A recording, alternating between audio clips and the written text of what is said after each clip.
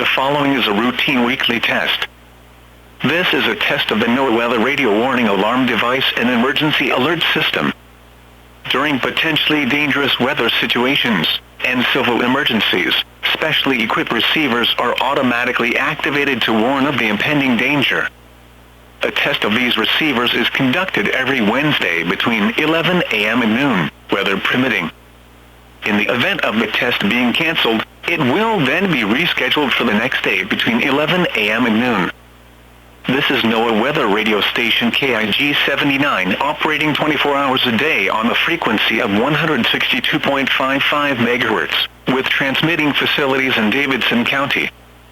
This broadcast originates from the National Weather Service office located near Nashville. This service is provided in part by the Metropolitan Nashville Office of Emergency Management and the Tennessee Emergency Management Agency. Repeating, this has been a test of the NOAA weather radio warning alarm device.